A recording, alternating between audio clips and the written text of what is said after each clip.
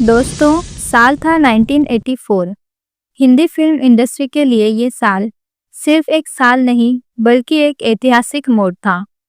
यही वो दौर था जब पुराने लेजेंड्स का जलवा बरकरार था और नई पीढ़ी के सितारे अपनी चमक बिखेर रहे थे। एक तरफ थे सदी के महानायक अमिताभ बच्चन, तो दूसरी तरफ अपने सदाबहार अंदाज में धर्मेंद्र लगातार हिट फिल्में दे रहे थे।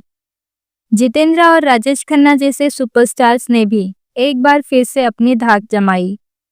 लेकिन सबसे बड़ा सरप्राइज था मिथुन चक्रवर्ती का। उनकी फिल्मों की संख्या और सक्सेस देखकर तो सब हैरान रह गए। इस वीडियो में हम 1984 के इन सभी सुपरस्टार्स के बॉक्स ऑफिस परफॉर्मेंस का पूरा विश्लेषण करेंगे। ये सफर बहुत ही दिलचस्प होने वाला है, इसीलिए अंत तक हमारे साथ बने रहिएगा।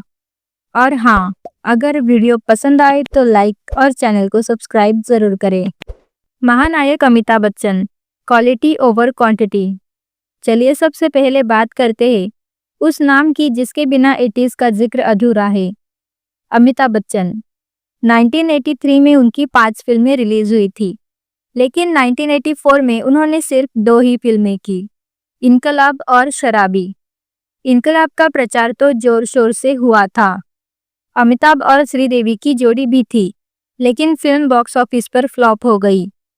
शायद इसका पॉलिटिकल कंटेंट दर्शकों को पसंद नहीं आया, लेकिन उनकी दूसरी फिल्म शराबी ने कमाल कर दिया। ये फिल्म न सिर्फ सुपरहिट हुई, बल्कि उस साल की तीसरी सबसे ज्यादा कमाई करने वाली फिल्म भी बनी। यानी भले ही अमिताभ ने सिर्फ एक सफल फिल्म दी, लेकिन उस एक फिल्म ने उन्हें बॉक्स ऑफिस के रेस में बनाए रखा। धर्मेंद्र, सदाबहार स्टार का दबदबा। अब आते हैं ही मैन धर्मेंद्र पर। इस साल उनकी कुल 7 फिल्में रिलीज हुई और हैरानी की बात यह है कि सातों की सातों सफल रही। इनमें से जागीर हिट थी, जबकि बाजी और धर्म और कानून और जीने नहीं दूंगा सेमी हिट रही। इंसाफ कौन करेगा और राज तिलक ने एवरेज प्रदर्शन किया, जबकि सिर्फ झूठा सच बिलो एवरेज रही। ये भी देखने वाली बात है कि धर्मेंद्र अब ज्यादातर मल्टी स्टारर फिल्में कर रहे थे। जागीर और बाजी में उनके साथ मिथुन चक्रवर्ती थे। धर्म और कानून में राजेश खन्ना और जीने नहीं दूंगा में शत्रुघ्न सिन्हा और राज बब्बर थे। राज तिलक तो एक सुपर मल्टी स्टारर थी, जिसमें सुनील दत्त, राजकुमार और कमल हासन जैसे दिग्गज भी थे। इससे साफ जाहिर है कि धर्मेंद्र अकेले नहीं बल्कि कई बड़े कलाकारों के साथ भी अपनी सफलता बनाए हुए थे। जितेंद्र, तोहफा का ब्लॉकबस्टर चमत्कार। 1983 में हिम्मत वाला जैसी फिल्म से वापसी करने वाले जितेंद्र के लिए 1984 भी शानदार रहा। उनकी कुल 8 फिल्में आई, जिनमें से 6 सफल रही। इनमें से मकसद सुपरहिट रही, लेकिन सबसे बड़ी हिट थी तोहफा, जो ब्लॉकबस्टर साबित हुई। ये फिल्म उस साल की सबसे ज्यादा कमाई करने वाली फिल्म थी। उनकी अन्य फिल्में आशा ज्योति, धर्म और कानून और नया कदम सेमी हिट रही, जबकि आज का मेला, राम अवतार और पापी पेट का सवाल है फ्लॉप हो गई। तोहफा ने जितेंद्र के करियर को एक नई ऊंचाई दी और ये साबित कर दिया कि उनका साउथ इंडियन फिल्मों का रीमेक वाला फॉर्मूला अभी भी दर्शकों को पसंद आ रहा था। मिथुन चक्रवर्ती। 1984 के असली सुपरस्टार का खिताब अगर किसी को मिलना चाहिए तो वो थे मिथुन चक्रवर्ती। उस साल उनकी कुल 12 फिल्में रिलीज हुई, जिनमें से 8 फिल्में सफल रही। उनकी फिल्म घर एक मंदिर सुपर डुपर हिट रही और जागीर हिट थी। बाजी और कसम पैदा करने वाले की सेमी हिट रही। इसके अलावा वांटेड, बॉक्सर और शरारा ने एवरेज प्रदर्शन किया। तेरी बाहों में उनका सिर्फ गेस्ट अपीयरेंस था। मिथुन दा ने अपने करियर के इस दौर में मात्रा और गुणवत्ता दोनों पर ध्यान दिया और यही वजह थी कि वो बॉक्स ऑफिस पर सबसे आगे निकल गए।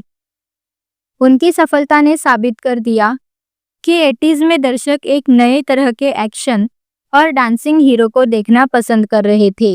राजेश खन्ना, रोमांस का जादूगर। रोमांटिक हीरो राजेश खन्ना के लिए भी 1984 एक अच्छा साल साबित हुआ। पिछले साल उन्हें सौतन, अवतार और अगर तुम न होते जैसी फिल्मों से कमबैक मिला था। इस साल उनकी 5 फिल्में रिलीज हुई, जिनमें से 4 सफल रही।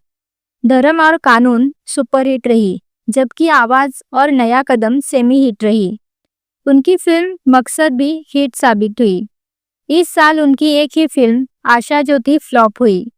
राजेश खन्ना ने साबित कर दिया कि रोमांस का उनका जादू अभी भी दर्शकों के सिर चढ़कर बोल रहा था।